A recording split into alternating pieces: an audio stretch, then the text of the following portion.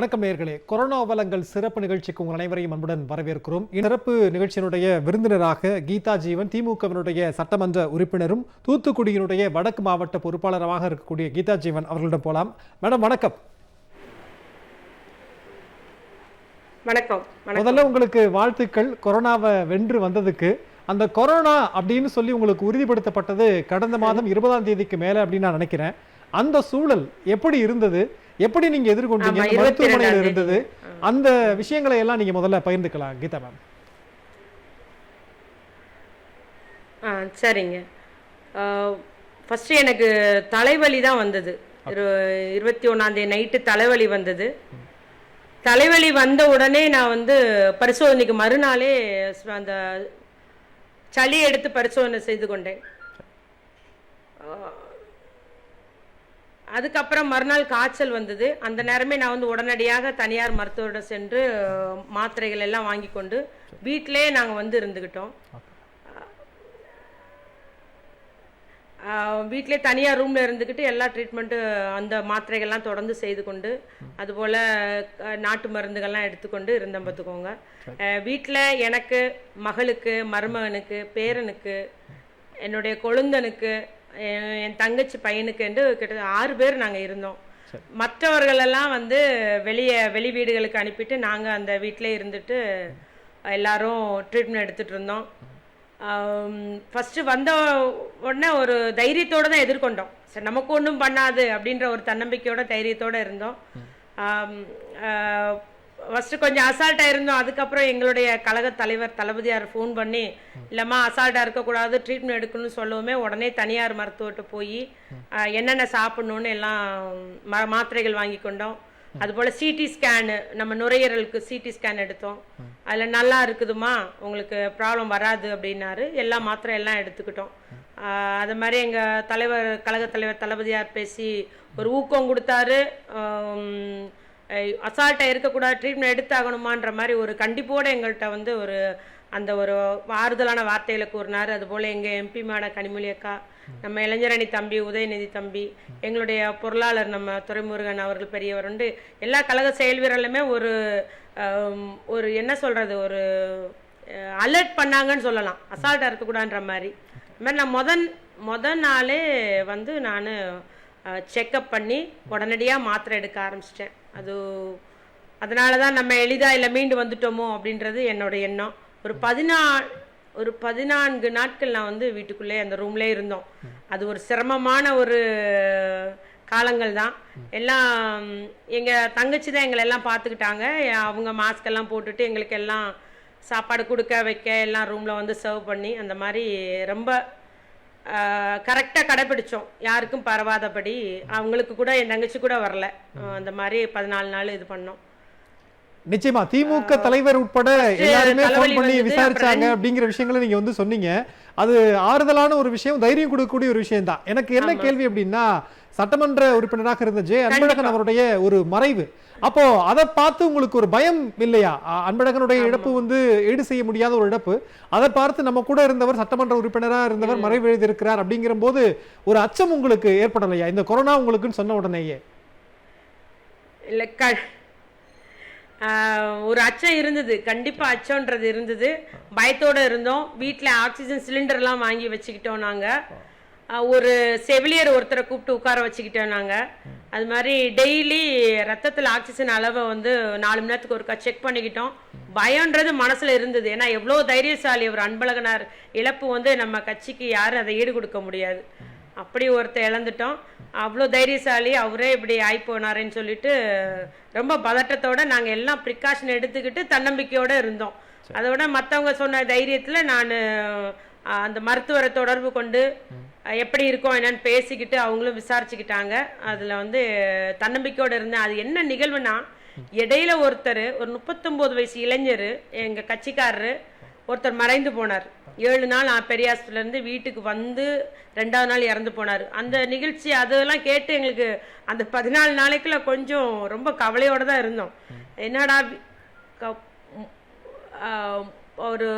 அதாவது ட்ரீட்மெண்ட் முடிஞ்சு வந்து இறந்து போனாரே அப்படின்ற எண்ணத்தில் இருந்தோம். அது மட்டும் இல்லாமல் எங்கள் அடுத்த தெருவில் ஒரு மருத்துவர் ரொம்ப தைரியமா எல்லாத்துக்கும் ட்ரீட்மெண்ட் கொடுத்துட்டு இருந்தாரு. அந்த மருத்துவரும் பார்த்தீங்கன்னா அவருக்கு 54 வயசு தான். அவரு தவறி போனாரு. அந்த நிகழ்ச்சியெல்லாம் கேட்டு அன்னைக்கெல்லாம் எங்களுக்கு தூக்கமே வரல. ரொம்ப ஒரு பயத்தோட தான் இருந்தோம். ஆனா மூச்சு திணறல் அளவுக்கு போகல. ஒருவேளை முதல் நாளே நான் வந்து அது ஒரு அந்த ஆன்டிபயோட்டிக்கு சிங்க்குன்னு சத்து மாத்திரை எல்லா மாத்திரையும் கொடுத்துருந்தாங்க. அதனால நமக்கு அதோட நின்று போச்சோன்னு நினச்சிட்டேன். ஆனால் த்ரோட் இன்ஃபெக்ஷன் வந்தது, இந்த மூக்கடைப்பு அந்த மாதிரி சளி பிடிச்ச மாதிரி இருந்தது, இருமல் இருந்தது, உடம்பு வலின்றது பயங்கரமான வலி, எல்லா எலும்புகளும் வலிக்கிற அளவுக்கு ஒரு வலி வந்தது உடம்பு வலின்றது. அது இந்த 21 நாள் வரைக்குமே நமக்கு அந்த உடம்பு அந்த டயர்ட்னஸ் அந்த அசதின்றது இருந்ததுங்க. நிச்சயமா. இப்ப என்னன்னா நீங்க ஒரு சட்டமன்ற உறுப்பினரா இருக்கிறீங்க, மக்கள் மத்தியில போய் விழிப்புணர்வு ஏற்படுத்தணும். அது மட்டும் இல்லாம திமுக சார்பா தொடர்ந்து அந்த நிவாரண உதவிகள் எல்லாம் எல்லா சட்டமன்ற உறுப்பினர்களும் ஆரம்பத்துல இருந்தே வழங்கிக்கிட்டு இருந்தீங்க. இந்த நிலைமையில பிரிகாஷன்ஸ் நிச்சயமா நீங்க இருந்திருப்பீங்க, முன்னெச்சரிக்கை நடையோட இருந்திருப்பீங்க. இருந்தாலும் நமக்கு எப்படி வந்தது அப்படின்னு யோசிச்சு பார்த்திருப்பீங்க இல்லைங்களா? இதனால எனக்கு வந்திருக்கலாம் அப்படின்னு நீங்க நினைக்கிற விஷயங்கள் எது?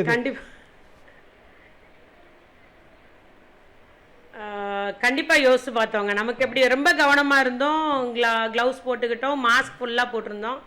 எப்படி வந்ததுன்னு தெரியல, இன்னும் வரைக்கும் எப்படி வந்ததுன்னு தெரியல. அது சந்தேகமாவே கேள்விக்குறியாவே இன்ன வரைக்கும் இருக்கு. அதுக்கு விடை தெரியல,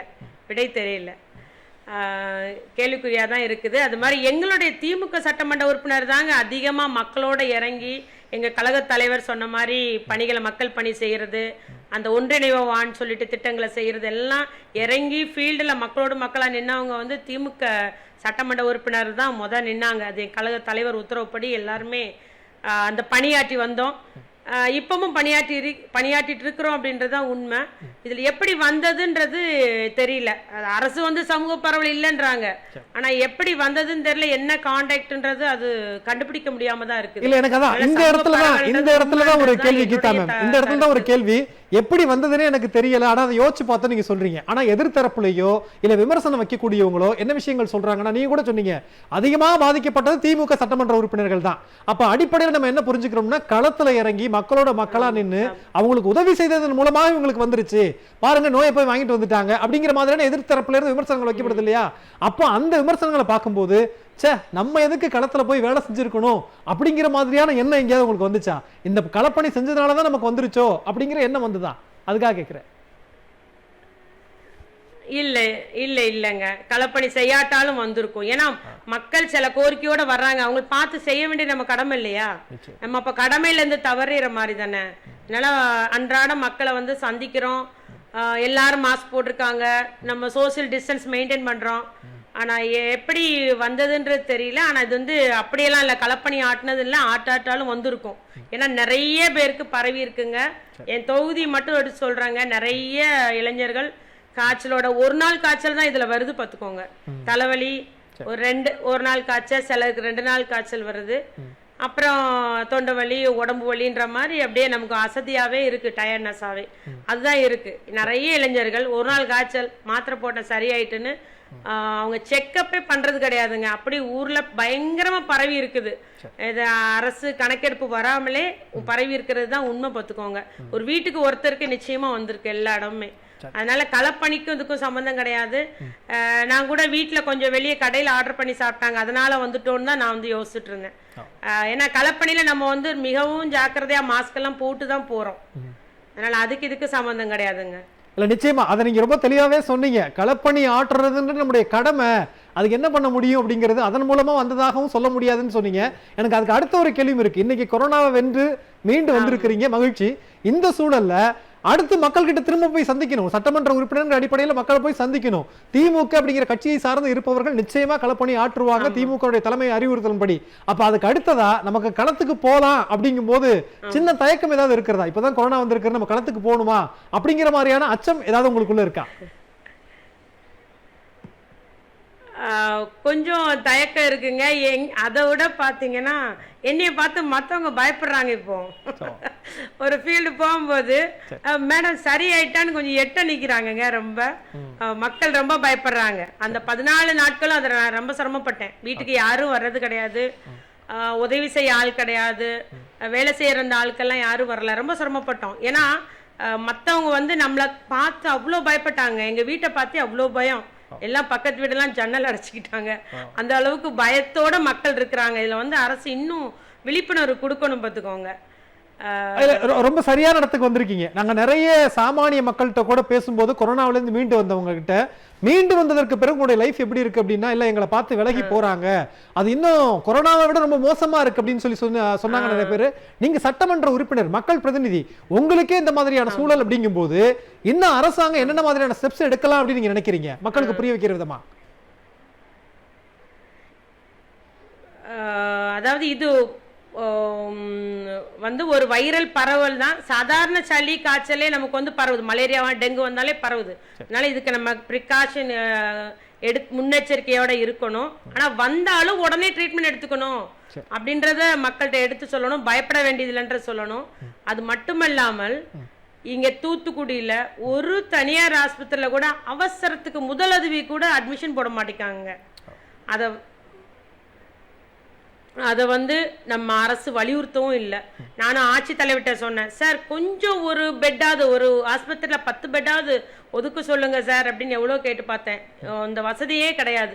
அதனால எங்கள் தூத்துக்குடி மாவட்டத்தில் உள்ளவங்க மதுரைக்கு போகிறாங்க. அங்கே போய் அங்கே பெட்டு கிடைக்காம ரொம்ப சிரமப்படுறாங்க. அதனால் வயசானவங்க தனியார் ஆஸ்பத்திரியில் பார்த்துக்கிறோன்னு வசதியானவங்க கூட ட்ரீட்மெண்ட் எடுக்க வசதி இல்லாமல் இருக்குது. அதோட நான் இந்த 14 நாளில் ஒரு நிகழ்வு நடந்தது. எங்கள் வீட்டுக்கு பின்னால் ஒரு பெண்ணு, அவங்க டயாலிசிஸ் பண்ணிட்டு இருந்தாங்க. கிட்னி ப்ராப்ளத்தினால டயாலிசிஸ் பண்ணிட்டு இருந்தாங்க. அந்த அம்மாவுக்கு ஒரு நாள் ஃபீவர் வந்துட்டுங்க. செக்அப் பண்ணி கூட கொரோனான்னு உறுதி செய்யப்படலை. அப்படி இருந்தாலும் அவங்களுக்கு டயாலிசிஸ் பண்ணாமல் அப்படியே நீங்கள் ஜிஹெச் போங்கன்னு அப்படியே விரட்டுறாங்க. இங்கே ஜிஹெச் வந்தேன்னா அன்னைக்கு டயாலிசிஸ் பண்ணுற டாக்டர் லீவு. ரொம்ப சிரமப்பட்டு அந்த அம்மா தவறி போனாங்க. அதனால இப்போ பார்த்தீங்கன்னா பெரிய ஆஸ்பத்திரியில் இவங்க பரிசோதனை செஞ்சு நிறைய பேரை கூப்பிட்டு கொண்டு வந்து அடைச்சி வச்சிருக்காங்க. அவங்களுக்கு போதிய உணவு வழங்குவது கிடையாது. யாருக்கெல்லாம், அதாவது வயசானவங்க, பிற நோய் உள்ளவங்க, அவங்களுக்கெல்லாம் சிகிச்சை தேவைப்படுது, அவங்களுக்கு சரியான சிகிச்சை கிடைக்கிறது இல்லை. ஏன்னா அவங்களால யாருக்கு சிகிச்சை தேவைப்படுது, கவனம் தேவைப்படுது, சிறப்பு கவனம் தேவைப்படுதோ அவங்களுக்கு கூட சிகிச்சை அளிக்க முடியாத நிலைமை. அது மட்டும் இல்லாமல் ஹார்ட் பேஷண்ட்டு, இந்த டயாலிசிஸ் பண்ணுறவங்க, ரொம்ப சுகர் இருக்கிறவங்கெல்லாம் பார்த்தீங்கன்னா அவங்க எந்த ஒரு ட்ரீட்மெண்ட்டும் அரசு மருத்துவமனையில் பெற முடியல. எதுவுமே நடக்கிறது இல்லைங்க. எல்லாமே இந்த கொரோனா பார்க்குறோன்ட்டு ஏழை எளிய மக்கள் சாதாரணமாக பெரிய ஆஸ்பத்திரி தான் போய் அட்மிட் பண்ணி ட்ரீட்மெண்ட் எடுக்கிற மக்கள்லாம் பெருவாரியான பாதிக்கப்படுறாங்க. அவங்க மரணத்தை தழுவுகிறார்கள் என்பது தான் உண்மை பார்த்துக்கோங்க. அதனால் இந்த அரசு வந்து இதை தனியார் ஆஸ்பத்திரியில் இதில் நடவடிக்கை எடுக்கணும். இன்னும் சிறப்பாக இல்லை, தனியார் கிளினிக் டாக்டர்களை கொஞ்சம் ஊக்கப்படுத்தணும். அவங்களுக்கு கொஞ்சம் உதவி பண்ணி எல்லா இடமும் பரவலாக சிகிச்சை கிடைக்கணும். நிச்சயமா எனக்கு இன்னும் ஒரே ஒரு கேள்வி கீதா மேம். கண்டிப்பா எனக்கு இன்னும் ஒரே ஒரு கேள்வி என்னன்னா, நம்ம ஒவ்வொரு சட்டமன்ற உறுப்பினர்களுக்கும் திமுகவை சார்ந்தவர்களுக்கு கொரோனா வரும்போது ஏதாவது ஒரு விமர்சனம் திரும்ப வைக்கப்பட்டுக்கிட்டே இருந்தது. அப்படி உங்களுக்கு கொரோனா பாசிட்டிவ் அப்படிங்கும் போது பத்திரிகைகள்லாம் நிறைய செய்திகள்லாம் எழுதினாங்க. ஜெயராஜ் பெனிக்ஸ் அந்த மரணம் தொடர்பா அவங்க வீட்டுக்கு போனது, திமுகவினுடைய மகளிர் அணி செயலாளர் கனிமொழி அவர்கள் வந்தாங்க, இளைஞர் அணி செயலாளர் உதயநிதி வந்தாங்க, மக்களா இருந்து அந்த களத்துல இருந்து போராட்டம் பண்ணதுனாலதான் இன்னைக்கு சிபிஐ வரைக்கும் விசாரணை வரைக்கும் போயிருக்கிறது. திமுக மிகப்பெரிய ஒரு வெற்றி, மக்களுக்காக முன்னெடுத்த ஒரு போராட்டம். அதனாலதான் கீதா ஜீவன் கூட வந்திருக்கலாம் அப்படின்னு விமர்சனம் வந்து வைக்கப்பட்டது. அந்த சூழல்ல அந்த செய்தியை பார்க்கும்போது உங்களுக்கு எப்படி இருந்துச்சு? இதனால போய் வந்தது அப்படின்னு வேதனையா இருந்ததா, இல்ல பரவாயில்ல நல்ல ஒரு நியாயம் கிடைச்சிருக்கு அந்த குடும்பத்துக்கு, வந்தாலும் கூட பரவாயில்ல, அதனால நமக்கு வரலன்றது தெரியும்ல, அதனால எல்லாம் வரல?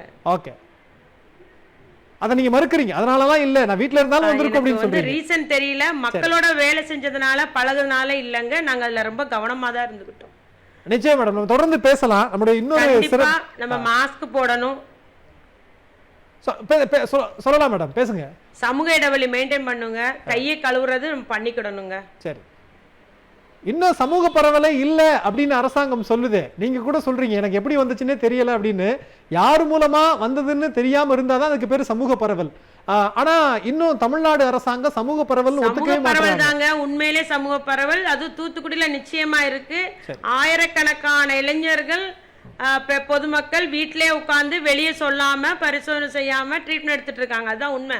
அங்க போனா அடைச்சு போட்டுருந்தாங்க, அங்க வசதி கிடையாது, எந்த ஒரு வசதி கிடையாதுன்னு வீட்டிலே உட்கார்ந்துட்டு இருக்காங்க. வெளியே இப்ப பரிசோதனை எங்க ஊருக்காரங்க பண்ண மாட்டேங்கிறாங்க. நிச்சயம் மேடம், அதனால தொடர்ந்து சமூக பேசலாம். பரவல்ன்றதுதான் உண்மை. தொடர்ந்து பேசலாம். அடுத்த சிறப்பு விருந்தினர் இருக்கார், நம்முடைய இன்னொரு சட்டமன்ற உறுப்பினர், கிருஷ்ணகிரியினுடைய சட்டமன்ற உறுப்பினர் செங்குட்டுவன் அவர்கள். சார் வணக்கம்.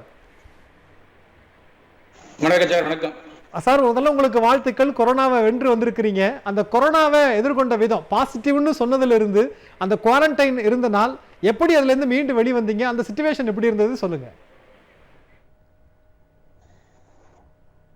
சார். முதல்ல கலாச்சார டிவி நிர்வாகத்துக்கு என்னுடைய முதற்கண் நன்றி கலந்த வணக்கம். இந்த கொரோனா எனக்கு கொரோனா 18ஆம் தேதி காய்ச்சல் வந்தது சார். 18ஆம் தேதி காய்ச்சல் வந்த உடனே என்னோட இருக்கக்கூடிய என்னுடைய டிரைவர், என்னுடைய பிஏ, எங்கள் வீட்டில் என்னுடைய சன்னு, என் பேரன், பேத்தி, என் ஒய்ஃபு, இவ்வளோ பேரும் நாங்கள் குடும்பத்தோடு இருக்கிறோம். நான் கொரோனா வந்த உடனே கவர்மெண்ட் ஹாஸ்பிட்டலுக்கு அந்த JD joint director of health அவர்கிட்ட கேட்ட உடனே, சார் நீங்கள் ப்ரைவேட் ஏதாவது பார்த்தீங்களா பெட்ரு, நீங்கள் ப்ரைவேட்டுக்கு போங்க அப்படின்னாங்க. சரி, நான் உடனே ஓசூர் காவேரி ஹாஸ்பிட்டல்னு ஓசூரில் இருக்குது சார். ஓசூருக்கு போனேன். ஓசூரில் போன உடனே அவங்க என்ன பண்ணாங்கன்னா, முதல்ல இந்த சிடி ஸ்கேன் எடுத்தாங்க. முதல் நாள் ஸ்கேன் எடுத்துட்டு உங்களுக்கு ஒன்றும் இல்லை சார், யார் சார் சொன்னது அப்படின்னாங்க. சரி, அப்புறம் என்ன பண்ணேன்னா அங்கேயே இருந்து ஒரு நாள் பெட்டு அங்கேயே அட்மிஷன் கொடுக்க சொல்லி அங்கேயே இருந்தேன் சார். அடுத்த நாள் திரும்பி எகைன் சிடி ஸ்கேன் எடுத்தாங்க. சிடி ஸ்கேன் எடுத்துட்டு உங்களுக்கு ஸ்மைல்டா உங்களுக்கு ஏதோ இருக்கு சார், உங்களுக்கு லங்ஸ்ல ஏதோ ப்ராப்ளம் இருக்கு சார் அப்படின்னாங்க. சரி, உடனடியாக மாவட்ட ஆட்சித்தலைவர், டிஆர்ஓ, இந்த சம்பந்தப்பட்ட அந்த ஓசூர் இருக்கக்கூடிய இஎஸ்ஐ மருத்துவமனையினுடைய முதல்வர் எல்லாரும் என்கிட்ட பேசி, சார் உங்களை டெஸ்ட் பண்ணணும் அப்படின்னாங்க. ரைட்டு, ஓகே வாங்க டெஸ்ட் பண்ணுங்க அப்படின்னு சொன்னேன். வந்தாங்க, பிளட் எடுத்துட்டு பிளட் எடுத்துட்டு போய் அவங்க ரிசல்ட் சொல்றதுக்கே 2 நாள் ரிசல்ட் சொல்றதுக்கு 2 நாள் ஆயிடுச்சு. அதுக்கு பின்னாடி 19ஆம் தேதி மரியாதைக்குரிய தளபதியார் அவர்கள், நான் அங்கே அந்த மருத்துவமனையில் இருக்கிற போது மரியாதைக்குரிய கழக தலைவர் தளபதியார் அவர்கள் நடுவு தொடர்பு கொண்டு என்ன பிரச்சனைன்னு கேட்டாரு. இந்த மாதிரி இருக்குண்ணா, இந்த மாதிரி பண்ணியிருக்கேன், டெஸ்ட் எடுத்துட்டு போயிருக்காங்க. பட் அந்த ஜேடி மேக்சிமம் பாசிட்டிவ் தான் சார் இருக்கும் அப்படின்ற மாதிரி தகவல் சொன்னாருன்னா அப்படின்னு. சரி, நீங்க உடனே அங்க இருக்காதீங்க, நீங்க கோயம்புத்தூருக்கு போங்க அப்படின்னு சொல்லிட்டு உடனே கோயம்புத்தூருக்கு போயிட்டு எங்களுடைய திருவண்ணாமலை மாவட்ட கழகத்தோட செயலாளர் வேல் அவர்களும் கோவைக்கு உடனே போங்க அப்படின்னு சொல்லிட்டு நான் கோவைக்கு போயிட்டேன். கோவைக்கு போன முன்னாடி முதல் நாள் கோவைக்கு போய் மாலை 6 மணிக்கு சேர்ந்தேன். அன்னைக்கு நைட் எல்லாம் ட்ரீட்மெண்ட், அன்னைக்கு போன உடனே ட்ரீட்மெண்ட் பண்ணாங்க. அடுத்த நாள் காலையில என்னுடைய சன்னுக்கும் என்னுடைய பேத்தி பேரன்களுக்கு அதே போல என்னுடைய கூட இருந்த அத்தனை பேருக்கும் ஒரு டெஸ்ட் போய் எடுத்துக்கோங்கன்னு சொல்லி நானே போய் கவர்மெண்ட் ஹாஸ்பிட்டல் அனுப்பிச்சா, கவர்மெண்ட் ஹாஸ்பிட்டல் என்ன பண்ணாங்கன்னு சொன்னாங்கன்னா, ஒட்டுமொத்தமான 10 பேர் போனாங்கன்னா 9 பேருக்கு பாசிட்டிவ்னு சொன்னாங்க. காலையில பாசிட்டிவ்னு சொல்றாங்க, மதியம் நெகட்டிவ்னு சொல்றாங்க. என்ன இது ஒரே குழப்பமா இருக்கே அப்படின்னு சொல்லி கேட்டா, உடனடியா சம்பந்தப்பட்ட துறை அதிகாரிகள் என்னோட தொடர்பு கொண்டு, ஆனா அவங்க பசங்க எல்லாம் கொஞ்சம் நீங்க பிரைவேட்டுக்கு கூட்டிட்டு போயிடுங்கன்னா, அங்க ஒன்றும் சரியா இல்லை, பிரைவேட்டுக்கு கூட்டிட்டு போயிடுங்க, அங்க பெட் ஃபெசிலிட்டிஸ் இல்லை அப்படின்னு சொல்லி சொன்னாங்க. ஆகவே சரி, நான் என்ன பண்ணான்னு சொன்னா, சரி பிரைவேட்டுக்கு கூட்டிட்டு போயிடலான்னு சொல்லி அவங்க சொன்னா, என்னுடைய பசங்க கொஞ்சம் தைரியத்தோட எந்த பிரச்சனையும் இல்லை பார்த்துக்கலாம்னு சொல்லிட்டு நான் இருந்த தனியார் ஹாஸ்பிட்டல் என்னுடைய மருத்துவர்களோட கலந்து பேசி அவர்கள் கொடுத்த அந்த மருந்துகளை உட்கொண்டார்கள். ஆனால் இவங்க கவர்மெண்ட் ஹாஸ்பிட்டல்ல அட்மிஷன் இருக்கிற மாதிரி தான் பேரு. ஆனா கவர்மெண்ட் ஹாஸ்பிட்டல்ல எந்த வேலையும் பண்றதில்ல சார், ஒரு வேலையும் பண்றதில்ல. ஏதோ 2 டேப்லெட் கொடுக்குறாங்க, அவ்வளவுதான். அதை தாண்டி ஒரு கல்லூரியில கொண்டு போய் எங்களை போட்டுறப்பா அவங்கள போட்டிருக்காங்க, கவர்மெண்ட்ல கொண்டு போய் போட்டுறாங்க. ஆனா கவர்மெண்ட் ஹாஸ்பிட்டல்ல எந்த ட்ரீட்மெண்ட்டும் கொடுக்கறது இல்ல. முதல்ல செக்அப் பண்றாங்க, அந்த கிட்டுல செக்அப் பண்றாங்க. அவங்களே சொல்றாங்க, அந்த கிட்டு எங்களுக்கு நம்பிக்கைக்குரிய கிட்டா எங்களுக்கு தெரியலீங்க, ஆனா இந்த மாதிரி இருக்குதுங்க, எல்லாருக்கும் பாசிட்டிவ் காட்டுது, காலையில பாசிட்டிவ் காட்டா மதியம் நெகட்டிவ் காட்டுறது, ஈவினிங் தெரியும் அகைன் பாசிட்டிவ் காட்டுறது. அதனால எங்களால ஒன்றும் பண்ண முடியல அப்படின்னு சொல்லிட்டு அவங்க அனுப்பிச்சு விட்டுறாங்க சார். அங்கே போய் அனுப்பிச்சு விட்டது பெரிய அளவுல ஒன்றும் ட்ரீட்மெண்ட் தான் பண்ற மாதிரி தெரியல சார். அடுத்து ஒரு கொரோனா பாசிட்டிவ் நோயாளி கொரோனா பாசிட்டிவ் என்று சொன்ன பிறகு மருத்துவமனையில போய் அனுமதிக்கப்பட்ட பிறகு மருத்துவர்கள் சிகிச்சை கொடுக்கணும், அதை பண்ணணும். பண்ணிட்டு பின்னாடி அதன் பின்னாடி வந்து ரீசெக்அப் பண்ணி வந்து உங்களுக்கு நார்மல் ஆயிடுச்சு, நெகட்டிவ் வந்துடுச்சு, நீங்க வீட்டுக்கு போகலான்னு சொன்னதான் இது பண்ணோம். பட் இவங்க என்ன பண்றாங்க, ஒண்ணுமே இல்லை, கவர்மெண்ட் ஹாஸ்பிட்டல்ல ஒண்ணுமே இல்லை, நீங்க போலாம், நீங்க கிளம்பலாம், நீங்க போலாம் அப்படின்னு சொல்லிட்டு இந்த மாதிரி தான் சார் கவர்மெண்ட் ஹாஸ்பிட்டல் பண்ணிட்டு இருக்காங்க. நிச்சயமா செங்கட்டுவன் சார், அது அரசாங்க மருத்துவமனைகள்ல பெருசா எந்த கவனிப்புமே இல்ல அப்படிங்கிற விஷயங்களை நீங்க வந்து சொன்னீங்க. நம்ம தொடர்ந்து பேசலாம். அதுக்கு முன்னாடி நேயர் ஒருத்தங்க இருக்கிறாங்க, பேசலாம். வணக்கம், யார் எங்க அழைக்கிறீங்க? வணக்கம். ஹலோ, வணக்கம் சார். நான் நாகை மாவட்டம் ஏர்பூர்ல இருந்து பேசுறேன் சார். குமார். சொல்லுங்க குமார், சொல்லுங்க சார். இப்ப கவர்மெண்ட்ல வெளிப்படைத்தன்மை இல்லைங்கிறது உறுதி சார். அது சரிங்க. அதே காலகட்டத்தில் வள்ளுவன் சொன்ன மாதிரி நோய் நாடி நோய் முதல் நாடி அது தணிக்கும், வாய் நாடி வாய்க்க செயல்ங்கிற மாதிரி நோயை எப்படின்னு கண்டுபிடிச்சிட்டோம், நோயை நாடிட்டோம். ஓகே. அது தணிக்கிறதுக்கு என்ன மருந்து எப்படி செயல்படணுங்கிறது இந்த அரசாங்கம் எழுந்து போச்சு சுத்தமா. என் தலைவர் சொன்ன மாதிரி உயிரினும் மேலான என் உடன்பிறப்புகளேன்னு சொல்லுவார் என் தலைவர் கலைஞர் அவர்கள். அந்த வேத மந்திரம் மாதிரி என்னுடைய இப்போ இருக்கிற எங்க தலைவர் வந்து ஒன்றிணைவோம் வா, ஒன்றிணைவோம் வா என்கின்ற ஒரே ஒரு சொல்லுதான் சார் இங்க எங்களுக்கெல்லாம் ரொம்ப மருந்தா நாங்க பயன்படுத்திட்டு ஒன்றிணைந்து நாங்க போராடிட்டு இருக்கிறோம். ஆனா அரசு எங்களோட ஒன்றிணையல. இது ஒரு தெளிவான கருத்து சார். இது இப்ப கூட சமீபத்துல மயிலாடுதுறை ஹாஸ்பிட்டல்ல சிஹெச்ல கூட உங்களுக்கு சிகிச்சை கொடுக்க முடியாம இடம் இல்லைன்னு சொல்லி துரத்தி விட்டுறதா கூட தகவல் இது. அது வந்து மீடியாவுடைய தகவல் தான் அது. சரி. அதனால சார் இன்னும் மக்களோட ஒன்றி செயல்படுறதுக்கு கவர்மெண்ட் இல்ல. இல்ல கண்டிப்பா சார், நீங்க சொல்ற அதே மாதிரி தான் திமுக தலைவர் அவருடைய அறிக்கையும் கூட 2 நாளைக்கு முன்னால மக்கள் தங்களை தாங்களே காப்பாற்றிக் கொள்ள வேண்டிய ஒரு கட்டாய சூழல்ல தான் நீங்க இருக்கிறாங்க, அரசாங்கத்தை நம்பாம அப்படிங்கிற மாதிரி தான் அரசாங்கத்தோட நடவடிக்கை அந்த மாதிரி இருக்கிறது. அதான் நீங்க கருத்தை பதிவு பண்ணீங்க. இணைப்புல வந்து உங்களுடைய கருத்துக்களை பகிர்ந்து கொண்டதற்கு நன்றி சார். செங்கட்டுவன் சார், எனக்கு உங்கள்கிட்ட இன்னொரு கேள்விதான். அதாவது சட்டமன்ற உறுப்பினராக கிட்டத்தட்ட தமிழ்நாட்டில் பொறுத்த வரைக்கும் 30க்கும் மேற்பட்டோர், அது பாதிக்கும் மேலானவர்கள் திமுகவுடைய சட்டமன்ற உறுப்பினர்கள். அந்த குவாரண்டைன் டேஸ்ல இருந்தப்போ நிறைய எண்ண ஓட்டங்கள் உங்களுக்குள்ள இருந்திருக்கலாம். எனக்கு என்ன தோணுச்சு அப்படின்னா, அந்த மார்ச் மாதம் இந்த 20ஆம் தேதி வாக்கள் அப்படின்னு நான் நினைக்கிறேன், திமுகவினுடைய பொருளாளராக இருக்கக்கூடியவர், சட்டமன்ற துணைத் தலைவராக இருக்கக்கூடியவர் துரைமுருகன் அவர்கள் வந்து ஐயா எங்களெல்லாம் காப்பாத்துங்க அப்படின்னு முதலமைச்சர் கிட்ட சொல்றாங்க. அதெல்லாம் யாருக்கும் வரவே வராது, வயசானவங்களுக்கு தான் பாதிக்கும் அப்படின்னு சொல்லி முதலமைச்சர் சொன்னார். அந்த கருத்துக்கள் நாங்க அன்னைக்கே சொன்னோமே, நீங்க நடவடிக்கை எடுக்கலைன்ற மாதிரியான எண்ண ஓட்டங்கள் உங்களுக்குள்ள ஓடுனுச்சு அந்த நேரத்துல, உங்களுக்கு கொரோனா அப்படின்ற சூழல்ல? இல்ல சார், முதலமைச்சர் வந்து நானும் வந்து சட்டமன்றத்துல நானும் இருந்தவன் என்ற முறையிலே நானும் சொல்றேன். முதலமைச்சர் என்ன சொன்னார்னா ஒரு கேலி சிரிப்பு. அவர் என்ன பார்த்தா, முதலமைச்சர் பார்த்தா அவர் ஒரு முதலமைச்சர், ஒரு பொறுப்பான முதலமைச்சரா பேசுற மாதிரி நான் நினைக்கல.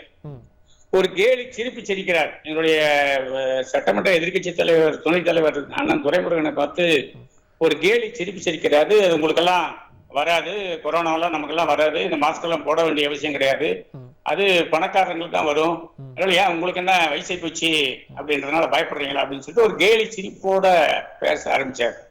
ஒரு நாட்டினுடைய முதலமைச்சர் வந்து ஒரு நோய் வருது, அதை தடுத்தாகணும் வேண்டும் என்று சொல்லி எங்களுடைய தலைவர் தளபதியார் அவர்களும் துணைத் தலைவரும் பேசுகிற போது, ஒரு முதலமைச்சர் ஒரு பொறுப்பான முதலமைச்சராக இருக்கக்கூடியவர், நாங்கள் கவனிக்கிறோம், உடனே செய்கிறோம் என்றுதான் சொல்ல வேண்டுமே தவிர ஒரு கேலி சிரிப்போடு அவர் சிரிச்சிட்டு வந்து உங்களுக்கெல்லாம் வராது, அது வந்து பணக்காரருக்கு தான் வரும், கொரோனா வந்து நீங்க எல்லாம் மாஸ்க் எல்லாம் போட வேண்டிய அவசியம் கிடையாது, அதெல்லாம் நாங்க பாத்துறோம் அப்படின்னு சொல்லிட்டு அன்னைக்கு சுகாதாரத்துறை அமைச்சர் அவர்கள் பேசுனது வந்து எங்களுடைய சுகாதாரத்துறை அமைச்சர் உலகத்திலே ஒரு சிறந்த சுகாதாரத்துறை அமைச்சர், ஆகவே அதெல்லாம் சரி பண்ணிடுவாருன்னு பேசினாங்களோ ஒழிய, ஆனா ஒரு பொறுப்பான முதலமைச்சர் அன்னைக்கு எனக்கு பேசுறது மாதிரி எனக்கு தெரியல.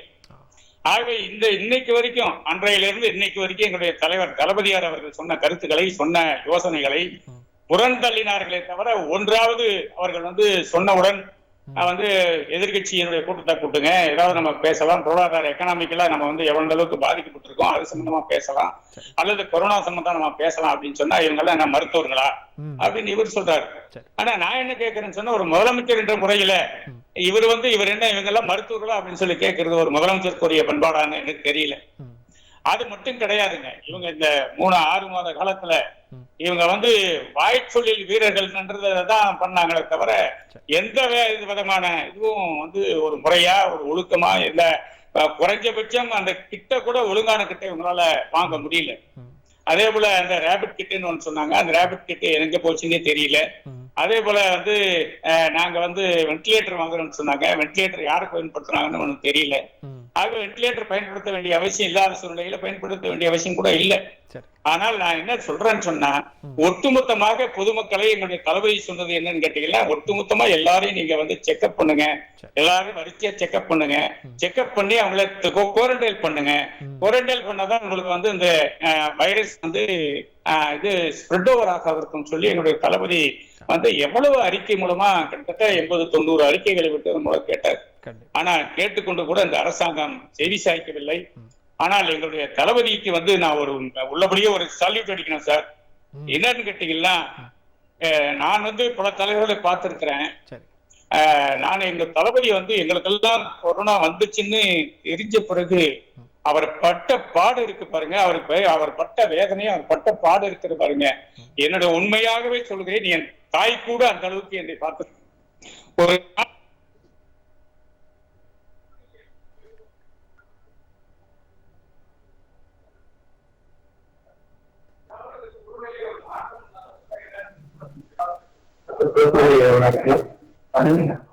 இது முடிஞ்சோன்னா நிச்சயமா செங்குட்டுவன் சார், ரொம்ப உணர்ச்சி வயப்பட்ட நிலையில நீங்க பேசுறீங்க. ஆனா ஆடியோ சரியா எனக்கு கேட்க முடியாத சூழல்ல நான் இருக்கிறேன். திரும்ப நான் கேட்கிறேன். அதுக்கு முன்னாடி நேயர் இருக்கிறாங்க. வணக்கம், யாருங்க அழைக்கிறீங்க? வணக்கம். வணக்கம் சார். வணக்கம் சார், சொல்லுங்க. லால்குடியிலிருந்து விமலநாதன் பேசுறேன். சொல்லுங்க விமலநாதன், சொல்லுங்க. இந்த 9 நாள்லயே 950 பேர் வந்திருக்காங்க. சரிங்க. மொத்தத்துக்கு 3394 பேர் இந்த மொத்தத்துக்கு இறந்திருக்காங்க. ஓகே. இந்த இ பாஸ்ன்னு ஒண்ணு சொல்றாங்க. இ பாஸ்னுடைய நோக்கம் என்னன்னா, ஆரம்ப காலகட்டத்தில் வந்து உங்களுக்கு வந்து கட்டுக்கடங்காம நோய் பரவி இருக்குன்னு இவங்களே சொல்லி தடுத்தாங்க. சரி. இப்ப எல்லா மாவட்டத்துக்குமே இருக்கு. இப்ப வந்து பஸ் வந்து இந்த ஏற்கனவே மண்டல அளவுக்கு விட்டாங்க, அப்புறம் மாவட்ட அளவில் விட்டாங்க. அதனால வேலை வெட்டிக்கு போறவங்களும் ஒரு கொஞ்சம் ஹெல்ப்ஃபுல்லா இருந்துச்சு. சரி. அதை கட்டுப்பாடு வச்சுன்னா கட்டுப்பாடு உட்பட்டு தான் மக்களும் போனாங்க. இப்போ திருப்பூர் இப்போ இ பாஸ் வாங்கினா ஒன்றும் இல்லை, ஒரு 50 கிலோமீட்டர் டெத்துக்கு போறதுனா 2000-3000 ரூபா பஸ் கொடுத்து போற அவ்வளோ இருக்கா. இப்போ வசதியே இல்லை, வாய்ப்பு இல்லை, சாப்பாட்டுக்கு வழி இல்லை, வேலை இல்லை. இப்போ வந்து நெருங்கி அண்ணன் தம்பியாவோ சித்தப்ப பெரியப்பா இருந்தா போய் தான் அவனுக்கு வழியே கிடையாது. சரி. சாதாரண குடிமகனும் 3000 ரூபாய்க்கு கொடுத்து போக வேண்டிய காலகட்டத்தில் இருக்கிறான். நிச்சயமா சார், ரொம்ப அவலமான ஒரு சூழலா தான் இருந்துகிட்டு இருக்கு. தொலைபேசியில வந்து உங்களுடைய கருத்துக்களை பகிர்ந்து கொண்டதற்கு நன்றி. செங்குட்டுவன் சார், நீங்க பேச ஆரம்பிச்சீங்க. அதாவது நான் இந்த மாதிரியான ஒரு தலைவர், அதாவது திமுக தலைவர் மு.க. ஸ்டாலின் அவர்கள் போற ஒரு தலைவர் நான் பார்த்ததே இல்லை அப்படின்னு நீங்க ஆரம்பிச்சீங்க. அதுல இருந்து எங்களுக்கு சரியா கேட்கல. நீங்க அதுல இருந்து நீங்க தொடங்கலாம் செங்குட்டுவன் சார். இல்ல சார், அதாவது எங்களுடைய கழகத்துடைய தலைவர் தளபதியார் அவர்கள் இந்த கொரோனாவால் பாதிக்கப்பட்ட எம்எல்ஏக்களோடு அவருடைய கழக தோழர்களோடு எந்த அளவுக்கு அவருடைய வேதனைப்பட்டார் என்பதை நான் சொல்லுகிற போது உள்ளபடியே நாங்கள் எல்லாம் எங்களுடைய ஒரு கண்ணீர் வருகிறது. ஏனென்று சொன்னால், என்னை பெற்ற 10 மாதம் சுமந்து பெற்ற தாய் கூட பார்க்க முடியாத அளவிற்கு எங்களுடைய தளபதியார் அவர்கள் எங்களோடு தினமும் தொலைபேசியிலே தொடர்பு கொண்டு, ஒரு நாளைக்கு 2 முறை தொலைபேசியிலே தொடர்பு கொண்டு, நீங்கள் எல்லாம் எங்கள் கழகத்துடைய தூண்கள், எங்களுக்கு அவசியம், இந்த இயக்கத்திற்கு நீங்கள் தேவைப்படுகிறீர்கள், ஆகவே நீங்கள் பத்திரமாக இருங்கள், உங்களுக்கு நான் சொல்லி இருக்கிறேன், நிச்சயமாக அவர்கள் மருத்துவர்கள் சரியாக கவனிப்பார்கள், ஆகவே நீங்கள் நலம் பெற்று வெளியே வர வேண்டும் என்று ஒரு நாளைக்கு 2 முறை எங்களிடத்திலே பேசியதோடு மட்டுமல்லாமல் சம்பந்தப்பட்ட மருத்துவர்களோடு பேசி வந்து எங்களை குணப்படுத்தி வெளியே கொண்டு வந்தார் என்று சொன்னால், எங்களுடைய தலைவர் வந்து ஒரு நாளைக்கு 2 முறை பேசியதே எங்களுக்கு ஒரு மிகப்பெரிய பூஸ்ட். அந்த வகையிலே தலைவனுக்கு நான் ஒரு மிகப்பெரிய சல்யூட். ஏனென்று சொன்னால், ஒவ்வொரு தொண்டனையும், கொரோனா வந்த ஒவ்வொரு தொண்டனோடும் தொடர்ந்து பேசி நீங்கள் பத்திரமாக வர வேண்டும், நலம் பெற்று வர வேண்டும் என்று அவர் வாழ்த்தியது உள்ளபடியே நான் எந்த தலைவரையும் நான் பார்த்ததில்லை சார். எங்களுடைய தளபதியார் அந்த அளவுக்கு எங்களை ஒரு தன்னுடைய பிள்ளைகளாக எங்களை பார்த்துக் கொண்டார் சார் தளபதி அவர்கள். ஆனால் நாங்கள் ஒரு சட்டமன்ற உறுப்பினர், நாங்கள் ஒரு தனியார் மருத்துவமனையிலே அனுமதிக்கப்பட்டிருந்தோம். ஆனால் எங்களுக்கு இந்த அரசாங்கம் என்ன செய்தது?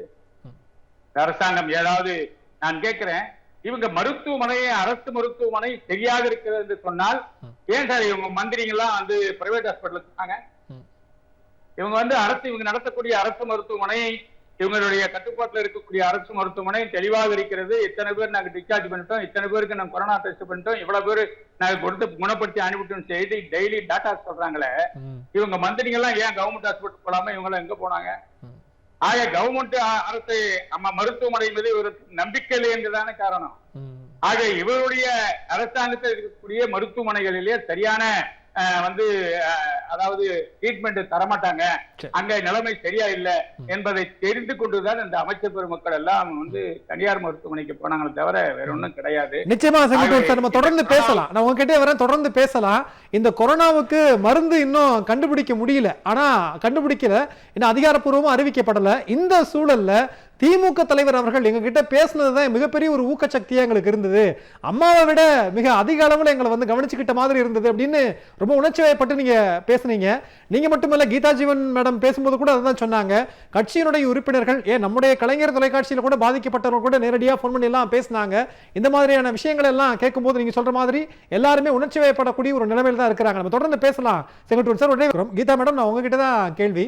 இப்ப இருக்கிற சூழல்ல தமிழ்நாட்டுல தினந்தோறும் பாதிப்புகள் அப்படிங்கிறது 5000 6000 அப்படிங்கிற லெவல்ல தான் இருந்துகிட்டு இருக்கு. இந்த இ பாஸ் முறை அப்படிங்கறது அரசாங்கம் என்ன வச்சுக்கிட்டு தான் இருக்கிறாங்க. இது இந்த நேரத்துல தேவையா? மக்கள் இப்போ என்ன நினைக்கிறாங்க? இந்த ஊரடங்குங்கிற கட்டுப்பாடெல்லாம் வேணாம்னு நினைக்கிறாங்களா? உங்க பகுதியில் இருக்கக்கூடிய அந்த நிலவரம் என்ன அப்படிங்கறத நீங்க சொல்லலாம். இ பாஸ்ன்ற முறை தேவையில்லாது, இப்போ வந்து எடுத்து விடலாம். ஏன்னா இவ்வளவு நாளா மக்கள் வந்து முடக்கமா இருக்கிறாங்க. கிட்டத்தட்ட 4 மாதமா நிறைய பேர் பாத்தீங்கன்னா ராமநாதபுரம் மாவட்டத்துல இருந்துலாம் எங்களுடைய தொகுதிக்கு பணிக்கு வேலைக்கு வருவாங்க. பெரிய பெரிய அந்த ஒப்பந்த புள்ளி வேலையெல்லாம் அவங்க தான் எடுத்து செய்வாங்க. இப்போ அவங்கெல்லாம் வர முடியல. ஏன்னா அவங்க டெய்லி வேலைக்கு போறதுக்கு இ பாஸ் போட வேண்டியிருக்கு. இவங்க யாரும் இ பாஸ் அவங்களுக்கு கொடுக்கறதும் கிடையாது. அதனால நிறைய மக்கள் வந்து அந்த இ பாஸ் முறையினால ஒரு மாவட்டத்தை விட்டு ஒரு மாவட்டம் வேலை செய்ய போனவங்க, பல்வேறு பணியில் செய்யறவங்க எல்லாம் முடங்கி இருக்காங்க. அவங்க வேலை இழந்திருக்காங்க, வருமானம் இல்லை, அவங்களுடைய குடும்பம் வந்து கஷ்டப்படுது. அதுதான் ஒரு நிதர்சனமான உண்மை. அது மட்டுமல்லாமல் பஸ் போக்குவரத்து, ஏழைகளுடைய ஒரு போக்குவரத்து வசதியே அரசு பேருந்தா தான் இருந்தது. அரசு பேருந்தோ இல்ல தனியார் பேருந்தோ ஒரு போக்குவரத்தையும் அவங்களுக்கு வழங்க வேண்டும். ஏன்னா மாவட்டம் விட்டு மாவட்டம் போகும்போது அதுவும் பெரிய ஒரு உதாரணத்துக்கு சொல்றாங்க. எங்க வீட்டுக்கு பக்கத்துல உள்ள கஷ்டப்பட்ட ஒரு லேடி கழுகுமலை போனாங்கங்க. போய் 1.5 மாசம் ஆச்சு, இன்னும் அவங்களால எங்க தூத்துக்குடிக்கு வர முடியல. எனக்கு முதன்முறையா போஸ்ட்டுக்கு லெட்டர் வந்தது. நான் இந்த மாதிரி இங்க இருக்க மேடம், வந்துருவேன், வந்து உங்களை பார்க்க வரேன்னு ஒரு லெட்டர் போட்டிருந்தாங்க. இப்போ அந்த அம்மா கழுகுமலை எங்க இருக்கு? எங்க மாவட்டம் தான். நம்ம கார்ல போனா ஒரு 1.5 மணி நேரம் ஆகுங்க. ஆனா அந்த லேடிக்கு அந்த கார் பிடிச்சி வர்ற அளவுக்குலாம் வருமானம் கிடையாது. அரசு பேருந்து வேணும். யார் வீட்லயோ போய் 1.5 மாசம் தங்கி இருக்காங்க. இத மாதிரி நம்ம அடுக்கிக்கிட்டே போகலாம் பிரச்சனைய. இ பாஸ் முறைன்றது தேவையில்லை, அரசு பேருந்தை விடணும். மக்கள் வந்து நார்மலான அந்த அவங்களுடைய வாழ்க்கையை வாழ்றதுக்கு வசதி பண்ணி கொடுக்கணும். ஏன்னா சமூக பரவல்னு ஆயிட்டு நீங்க வெளிப்படைத்தன்மையா மக்கள்கிட்ட நோய் எதிர்ப்பு சக்தி கொடுக்கக்கூடிய உணவை உட்கொள்ள சொல்லலாம். நெல்லிக்காய், மாதுளை, முட்டை, அந்த மாதிரி சத்தான ஆகாரத்தை எடுத்துக்கோங்க. உடனடியா முதல் நாளே வந்து பரிசோதனை பண்ணி மருந்து மாத்திரை வாங்கிக்கோங்கன்னு சொல்லிட்டு அரசு வந்து இன்னும் இதை வந்து மக்கள் மனசுல உள்ள பயத்தை போக்கி இன்னும் எளிமையாக்கி ரொட்டீன் லைஃபுக்கு கொண்டு வரலாம். பார்த்துக்கோங்க, எல்லாம் முடங்கி கிடக்குது. எல்லா தொழில் நிறுவனம் எல்லாம் முடங்கி ஒரு இக்கட்டான சூழ்நிலை தான் மக்கள் இருக்கிறாங்க. அதனால இ பாஸ் ரத்து செய்யல, மத்திய அரசு ரத்து செஞ்சுட்டு எதுக்கு எடப்பாடி ரத்து செய்யலன்னு சொல்லிட்டு எல்லா மக்களும் ஏசிட்டு இருக்கிறாங்க. அதனால நார்மலுக்கு கொண்டு வரணும் அப்படின்றதுதான் என்னுடைய கருத்தை நான் பதிவு பண்றேன். எங்களுடைய தலைவர் அதுதான் சொல்றாங்க. சுய கட்டுப்பாடோட அவங்கவுங்க இருந்துக்க வேண்டியதான். சமூக பரவல் வந்துருச்சு, யார்கிட்ட இருந்து பரவுது எப்படி பரவுன்னு கண்டுபிடிக்க முடியல. அதனால நாமே காத்துக்கிறதுக்கு சுய கட்டுப்பாடோ இருந்துட்டு நல்ல சத்தான ஆகாரம் சாப்பிட்டு நம்ம நோய் எதிர்ப்பு சக்தியை பாடியில உடம்புல நம்ம உருவாக்கி கொள்ளணும் அப்படின்றதுதான் என்னுடைய வேண்டுகோள். நிச்சயமா இந்த இ பாஸா இருக்கட்டும் இல்ல ஊரடங்காக இருக்கட்டும், இ பாஸா இருக்கட்டும் ஊரடங்காக இருக்கட்டும், இந்திய அளவுல தமிழ்நாடு 2ஆம் இடத்துல இருக்குது. முதல் இடத்துல மகாராஷ்டிரா, அதுக்கு அடுத்து தமிழ்நாடு தான் இருக்குது. அப்படிப்பட்ட ஒரு அச்சுறுத்தல் இருக்கக்கூடிய ஒரு நிலைமையில தான் தமிழ்நாடு அரசாங்கம் இன்னும் அந்த இ பாஸையும் ஊரடங்கு எடுக்காம இருக்கிறாங்க. அதை எடுத்துட்டா இன்னும் பாதிப்பு அதிகமாகும், மக்களுடைய நலன் கருதி தான் அரசாங்கம் செயல்படுது அப்படின்னு அதிமுக காரங்க சொல்றாங்களே. ஏங்க நம்ம வந்து ஒரு டிசாஸ்டர் வருது, அதை வந்து நீங்க ஒத்தி வச்சிருக்கீங்க, அவ்வளவுதான். என்னைக்கு நீங்க எல்லா இடமும் திறந்து விட போறீங்களோ அன்னைக்கு இதே பரவல் வரப்போகுது. அநேகமா இப்பவே வந்துட்டு தான் இருக்குங்க, ஒத்தி தான் வைக்கிறீங்க. ஸோ ஒரு நாள் எல்லாத்துக்கும் பரவி போகுன்ற நிலைமையில தான் நம்ம வெளிநாடுகள்லாம் இருக்குது. அதனால நீங்க அதுக்கேற்ற மாதிரி முடிவு எடுக்கலாம் இல்லையா? கர்நாடகால ஸ்கூல் திறந்துட்டாங்களே. நிச்சயம் மேடம், நம்ம தொடர்ந்து பேசலாம். செங்குட்டுவன் சார், அரசு முடிவு எடுக்கும். கண்டிப்பா நம்ம தொடர்ந்து பேசலாம். செங்குட்டுவன் சார், நான் ஏற்கனவே கீதா மேடம் கிட்ட நான் கேட்ட ஒரு விஷயங்கள் தான் உங்கள்கிட்ட கேட்கணும். அதாவது எனக்கு நல்ல ஞாபகம் இருக்கு, திமுகவினுடைய சட்டமன்ற உறுப்பினர்களாக இருக்கட்டும், மாவட்ட பொறுப்பாளர்களாக இருக்கட்டும், எல்லாருக்கிட்டையும் நம்ம எப்ப பேசணும் அப்படின்னா, அந்த ஒன்றிணைவா செயல் திட்டம் மூலமா அரங்கேற்றப்பட்ட மக்களுக்கு நலத்திட்ட விஷயங்கள் செய்யப்பட்ட போது பேசணும். திரும்ப அதற்கு பிறகு கொரோனா பாதித்திற்கு பிறகு இன்னைக்கு கொரோனாலேருந்து மீண்டு வந்த போது பேசுறோம். அப்ப என்னன்னா, எதிர்க்கட்சிகள் தரப்புல இருந்து எல்லாரும் சொல்லக்கூடிய விமர்சனம், நலத்திட்ட உதவிகள்னு நீங்க போய் தான் கொரோனாவை வாங்கிட்டு வந்துட்டாங்க அப்படின்னு ஒரு விமர்சனம் வைக்கிறாங்க. ஏற்கனவே நான் கீதா மேடம் கேட்ட இந்த கேள்வியை நீங்க எப்படி நினைக்கிறீங்க? இதனாலதான் நமக்கு வந்துச்சு அப்படின்னு நீங்க நினைக்கிறீங்களா? இல்ல சார், அது தவறான அணுகுமுறை. சரி, இந்த ஆளுங்கட்சிக்காரர இந்த மந்திரிகளை பார்த்து நான் என்ன திருப்பி கேட்கிறேன்னா, உங்களுடைய வாதப்படியே எங்களுடைய தலைவர் ஒருங்கிணைவோமான்ற திட்டம் அறிவிச்சதுனால எங்களுக்கு கொரோனா அதெல்லாம் நாங்க போய் நிவாரணம் கொடுத்ததுனால எங்களுக்கு கொரோனா வந்துச்சுன்னு உங்களுடைய வாதம். சரி, தங்கமணி எங்களோட சேர்ந்து ஒருங்கிணைப்பு நிகழ்ச்சியில அமைச்சர் தங்கமணியும் கேபி அன்பழகனும் அதே போல இன்னும் இருக்கக்கூடிய மந்திரிகள்லாம் எங்களோட சேர்ந்து ஒருங்கிணைப்பு நிகழ்ச்சிக்கு வந்தாங்களா? அவங்களுக்கு எப்படி கொரோனா வந்துச்சு? அதாவது பைத்தியக்காரத்தனமான பேசக்கூடாது, பைத்தியக்காரத்தனமா பேசக்கூடாது. நான் என்ன கேட்கிறேன்னு சொன்னா, ஒருங்கிணைவா இந்த திட்டத்தின் மூலமாக தான் திராவிட முன்னேற்ற கழகத்தினுடைய சட்டமன்ற உறுப்பினர்கள் ஆயிரக்கணக்கான லட்சக்கணக்கான மக்களை சந்தித்த காலத்தினால்தான் இந்த கொரோனா வந்தது என்று சொல்லுவவர்களுக்கு நான் திருப்பி சொல்லுகிறேன், அதிமுகவை சேர்ந்தவர்களுக்கு திருப்பி சொல்லுகிறேன். கவர்னர் எத்தனை மக்களை சந்திச்சாரு? எத்தனை மக்களை சந்தித்தாரு? இப்ப நான் ஏற்கனவே கேட்டது போல அதிமுக எம்எல்ஏக்கள், அதிமுக அமைச்சர் பக்கமெல்லாம் எங்களோட சேர்ந்துட்டு ஒருங்கிணைவா நிகழ்ச்சியில நிவாரணம் கொடுத்தாங்களா? சார், யோசிக்கணும். அதாவது ஒருங்கிணைவா நிகழ்ச்சியின் மூலமாக எங்க தளபதி அறிவித்தார், நாங்கள் அதை ஒருங்கிணைவா நிகழ்ச்சிக்கு பாதிக்கப்பட்டவர்கள், வாழ்வாதாரத்தை இழந்தவர்கள் என்னுடைய தளபதியுடைய அந்த தொலைபேசி எண்ணுக்கு தொடர்பு கொண்டதுக்கு காரணமாகத்தான் இன்றைக்கு பல லட்சக்கணக்கான மக்கள், கிட்டத்தட்ட லட்சக்கணக்கான மக்களுக்கு இன்றைக்கு வாழ்வாதாரத்துக்கு ஏற்பாடு செய்து கொடுத்தது.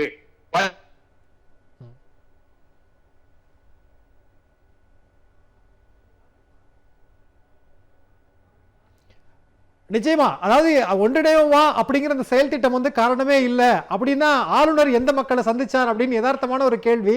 அமைச்சர்கள் உட்பட யார் எங்க போய் சந்திச்சாங்க அப்படிங்கிறதா. ஆனா அதிமுக தரப்புல இருந்து எங்களை எல்லாம் சந்திக்க வர வேண்டாம் அப்படின்னு மார்ச் மாசமே போர்டு வைத்த அமைச்சர்கள் எல்லாமே இருக்கிறாங்க வீட்டுக்கு முன்னால. இந்த மாதிரியான நிலைமையில மக்கள் இடத்துல போய் நாங்க சந்தித்தோம், அதன் மூலம் தான் எங்களுக்கு பரவலிச்சு, நீங்க எப்படி அரசியல் ரீதியா குற்றம் சாட்ட முடியும் அப்படின்னு யதார்த்தமான ஒரு கேள்வி இருக்கிறது. உங்க தொடர்புல ஏதோ சிக்கல் இருக்கு செங்குட்டுவன் சார், திரும்ப நான் வர்றேன். அதுக்கு முன்னாடி இடையில கீதா ஜெயன் மேடம் கிட்ட தான் நான் கேட்க விரும்புறேன். இந்த இ பாஸ் அப்படிங்கிற இந்த நிலைமை இன்னும் இருக்கிறதுனால மக்கள் பொருளாதார ரீதியா எந்த அளவுக்கு துன்பங்கள் அனுபவிச்சுட்டு இருக்காங்க கீதா மேடம்?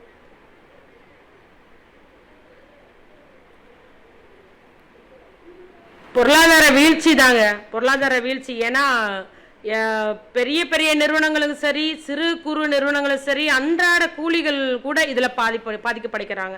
அவங்களுடைய வருமானம் இல்லை, வேலை இல்லை, வருமானம் இல்லை, அவங்களுடைய அந்த குடும்பத்தை நடத்தக்கூடிய அந்த அவங்க நிலையிலிருந்து தாழ்ந்து போறாங்க, ஒரு இறக்கம் ஏற்படுகிறது. இப்படி பொருளாதார வீழ்ச்சின்னு தான் உறுதியா சொல்ல முடியும். இந்த ஊரடங்கு, இந்த முடக்கம் பொருளாதார வீழ்ச்சிக்கு தான் வித்துடுதுங்க. கண்டிப்பா செங்குட்டுவன் சார், இப்போ நான் ஏற்கனவே கீதா மேடம் கிட்ட கண்டிப்பா நம்ம பேசலாம் மேடம். ஏற்கனவே கீதா மேடம் கிட்ட கேட்ட கேள்விதான் செங்குட்டுவன் சார். என்னன்னா, நம்ம அந்த ஒன்றிணைவா எங்களுடைய களப்பணி மூலமா எங்களுக்கு தொற்று ஏற்பட்டுச்சுன்னு எப்படி சொல்ல முடியுது? அரசியல் ரீதியான ஒரு குற்றச்சாட்டு அப்படிங்கிற விஷயங்களை நீங்க தெளிவுபடுத்துறீங்க. எனக்கு அடுத்ததா என்ன கேள்வி அப்படின்னா, நிச்சயமா களப்பணியில என்னைக்குமே திமுக ஓய்ந்து போவதில்லை. எவ்வளவு சூழல்கள் வந்தாலும் திரும்ப சட்டமன்ற உறுப்பினர்களாக இருந்தாலும் கட்சியை சார்ந்தவர்களாக இருந்தாலும் திரும்ப மக்களை போய் சந்திப்பாங்க. அப்படி மக்களை போய் திரும்ப சந்திக்கிற ஒரு சிச்சுவேஷன் ஏற்படுகிற போது, அந்த வாய்ப்பு வரும்போது ஒரு சின்ன ஒரு அச்சம் உங்க மனசுக்குள்ள இனிமேல் ஏற்படுமா? ஏன்னா ஏற்கனவே கொரோனா அதுல இருந்து வந்ததுனால, அதனால நான் அந்த கேள்வியை கேட்கிறேன் செங்குட்டுவன் சார். இல்ல, இந்த கொரோனா வர்றதுக்கு முன்னாடி நாங்கள் மக்களை சந்திக்கிற போது பின்னாலும், இப்ப இந்த கொரோனாவுக்கு அதுல இருந்து நான் குணமாகி வீடு திரும்பிய பிறகு நான் மக்களை போய் சந்திப்பதற்கும் ஒரு வித்தியாசம் என்னன்னு சொன்னா, எங்களுடைய தளபதியார் அவர்கள் என்ன சொல்லியிருக்காருன்னா, தங்களை தாங்களே பாதுகாத்துக் கொள்ள வேண்டும், அரசாங்கத்தை நம்பி இனி பிரயோஜனம் கிடையாது, தங்களை நம்மை நாமே பாதுகாத்துக் கொள்ள வேண்டும் என்ற எங்களுடைய தளபதியாருடைய அந்த அறிக்கையின் அறிக்கையில் உள்ளதை நாங்கள் ஏற்றுக்கொண்டு இனிமேல் மக்களிடம் செல்லும் போது கொஞ்சம் ஜாக்கிரதையா, ஏற்கனவே ஜாக்கிரதையா தான் போய் அணுகணும், இருந்தாலும் இன்னும் கொஞ்சம் கூடுதலாக ஜாக்கிரதையாக போய் அணுகுவது, எங்களுக்கு மக்களை போய் சந்திப்பது எங்களுக்கு அன்றாட சார். ஒரு நாளைக்கு ஒரு 50 பேரையாவது நாங்க சந்திக்கிறேன்னு சொன்னா எங்களால முடியாது சார். அந்த மாதிரியே நாங்க பழகிட்டோம் சார். அதனால இப்ப நம்ம மக்களை சந்திக்கிற அந்த சூழ்நிலையில இப்ப கூட தான் நான் வந்து கொரோனால இருந்து மீண்டு வந்த பிறகு நேற்று கூட கொரோனாவில் என்னுடைய கிருஷ்ணகிரி நகர்மன்ற மன்றத்திலே 3 முறை உறுப்பினராக இருந்தவர், கிருஷ்ணகிரி வந்து நகர கழகத்துடைய துணை செயலராக இருந்தவருடைய கணவர் நடராஜன் என்பவர் இறந்து போனார், கொரோனாவில் இறந்து போனார். அவருக்கு ஒரு படத்திருப்பாளர் நாங்கள் கூட கொஞ்சம் கலந்து கொண்டோம். ஆகவே அந்த நிகழ்ச்சியிலே நாங்கள் கலந்து கொள்வது என்பது எங்களுக்கு மிகப்பெரிய சந்தோஷத்தை தருகிறது. ஆகவே எங்களுடைய தலைவர் தளபதியார் அவர்கள் எப்படி வந்து அன்றாட தினந்தோறும் எங்களை நீங்கள் பாதுகாப்பாக இருங்கள், உங்களை நீங்களே பாதுகாத்துக் கொள்ளுங்கள், மக்களே நீங்களும் அரசை நம்ப முடியாது, பாதுகாத்துக் கொள்ளுங்கள், நம்மை நாமே பாதுகாத்துக் கொள்ள வேண்டும் என்று சொல்லுவதை நாங்கள் ஏற்றுக்கொண்டு இன்றைக்கு மக்களை அணுகுவதிலே நாங்கள் தொடர்ந்து எந்த விதமான தொய்வும் இல்லாமல் மக்களை அணுகிக் கொண்டிருக்கிறோம். இன்னும் கொஞ்சம் ஜாக்கிரதையாக, ஏற்கனவே இருந்ததை விட இன்னும் கொஞ்சம் ஜாக்கிரதையாக இந்த தொற்று நம் மீது பரவாமல் இருக்கக்கூடிய அந்த சூழ்நிலைகளை நாங்கள் உருவாக்கி, இன்னும் அந்த சோசியல் டிஸ்டன்ஸ் என்று சொல்லக்கூடிய அந்த சூழ்நிலையை உருவாக்கி, அதே போல மாஸ்க் இல்லாமல் யாரும் கிட்டே வரக்கூடாது என்று சொல்லக்கூடிய அந்த அளவிற்கு நாங்களும் கடுமையாக அவரிடத்திலே பேசி அந்த பணியை நாங்கள் 50 பேர் 100 பேர் என்பதை குறைத்து வெறும் 5 பேர் 10 பேராக இருந்து அந்த பணியை நாங்கள் தொடர்ந்து செய்து கொண்டே இருப்போம் என்பதை மட்டும் இந்த நேரத்தில் என்ன தெரிவித்துக் கொண்டு, இந்த அரசை பொறுத்தவரையில இந்த கொரோனா என்பதை அணுகுவதில் இவங்க பெரிய சொல்றாங்க சார். நான் என்ன சொல்றேன்னா, நாங்க தான் ரொம்ப அருமையா பண்றோம், நல்லாவே பண்றோம், எல்லாம் சிறப்பா பண்றோம், எவ்வளவு ரூபாய் பண்ணிட்டு சொன்னா நீங்க இந்தியாவில ஏன் 2வது இடத்துக்கு போனீங்க? நீங்க சிறப்பா பண்றவங்க தானே, சிறப்பா பண்ணியிருந்தா இன்னும் நீங்க கடைசி இந்தியாவில வந்து நீங்க முதன்மை, அதாவது இந்த இடத்துல கொரோனா இல்லாத ஒரு ஸ்டேட்டா இருந்திருக்கணும்ல, ஏன் 2வது இடத்துக்கு போனீங்க? அப்ப வந்து நீங்க இன்னும் சொல்றாங்க சார், இந்த அமைச்சர் பெருமக்கள் இன்னும் சொல்றாங்க சோசியல் வந்து தொற்று சமூக பரவல் இல்லை இன்னும் சொல்லிட்டு இருக்காங்க. இதெல்லாம் வந்து ஒரு கேலிக்குரிய செய்திகளாக தான் நாங்க மக்கள் பாக்குறாங்க. சமூக பரவல் இல்லைன்னா எப்படி இவ்வளவு பேருக்கு கொரோனா வரும்? சமூக பரவல் இல்லைன்னு சொன்னா இத்தனை பேருக்கு கொரோனா வருவதற்கு என்ன காரணம்? கிட்டத்தட்ட 3 லட்சத்துக்கு மேற்பட்ட கொரோனா வந்து நீங்க கண்டுபிடிச்சிருக்கீங்களே, அந்த 3 லட்சம் பேரும் வந்து ஃபாரின்ல வந்தவங்களா, அவங்களோட உடன் இருந்தவங்களா, வெளி மாநிலத்துல இருந்து வந்தவங்களா, அவங்களோட கூட வந்தவங்களா, அல்ல வெளி ஸ்டேட்ல இருந்து வந்தவங்களா, அல்லது அவங்களோட கூட வந்தவங்களா, வெளி மாவட்டத்துல இருந்து வந்தாங்களா, அவங்களோட கூட வந்தவங்களா? அந்த 3 லட்சம் பேரும் எப்படி வந்தது? சமூக பரவல் இல்லைன்னு சொல்றீங்களே, எவ்வளவு பெரிய அப்பட்டமான ஒரு தவறான தகவலை நாட்டுக்கு பதிவு வைக்கிறீங்க. சமூக பரவல் இல்லையா? இப்ப நாங்கெல்லாம் மக்களை சந்திச்சும் பரவல் வந்துச்சுன்னு சொல்றீங்க, மக்களை சந்திச்சும் பரவல் வந்துச்சு அப்படின்னு சொல்றீங்க. கவர்னர் தினந்தோறும் ஆயிரக்கணக்கான மக்களை சந்திச்சாரா? மருத்துவர்கள் எப்படி இதெல்லாம் வருது? ஆக ஒரு தவறான தகவலை இந்த நாட்டுக்கு தந்து கொண்டிருக்கிறார்கள். நிச்சயமா எனக்கு செக்ரட்டரி சார் இன்னொரு கேள்வி, இந்த தொடர்ந்து நீட்டிக்கப்படுகிற இந்த ஊரடங்குல அரசியல் ரீதியான காரணங்கள் இருக்கு அப்படிங்கிற ஒரு குற்றச்சாட்டு இப்போ வைக்கப்படுகிறது. திமுக தரப்பில் இருந்து இளைஞரணி செயலாளர் கூட அந்த குற்றச்சாட்டை வந்து முன் வச்சாங்க. தொடர்ந்து நீட்டிக்கப்படுகிற ஊரடங்கு பின்னால அரசியல் காரணங்கள் இருக்கு நீங்க நினைக்கிறீங்களா? சார் நிச்சயமா இருக்கு சார், நான் இல்லைன்னு சொல்லல.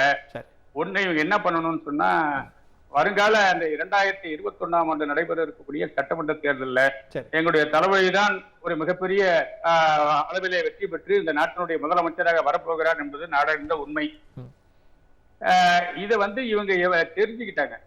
தெரிஞ்சுட்டு என்ன பண்றாங்கன்னா, இந்த ஊரடங்கை ஒத்தி போட்டு அப்படியே தேர்தல் வரக்கூடிய காலகட்டத்தில் தேர்தல் வந்து கொரோனா வந்து தடுக்க முடியல, ஆகவே இந்த தேர்தல் இப்போது நடத்த முடியாது, தேர்தலை எப்படியாவது ஒத்தி வைங்க அப்படின்ற கேட்கக்கூடிய அந்த சூழ்நிலைக்கு இந்த ஆளுங்கட்சியை சேர்ந்தவர்கள் இறங்கி இருக்கிறார்கள். அதுதான் யதார்த்தமான உண்மை.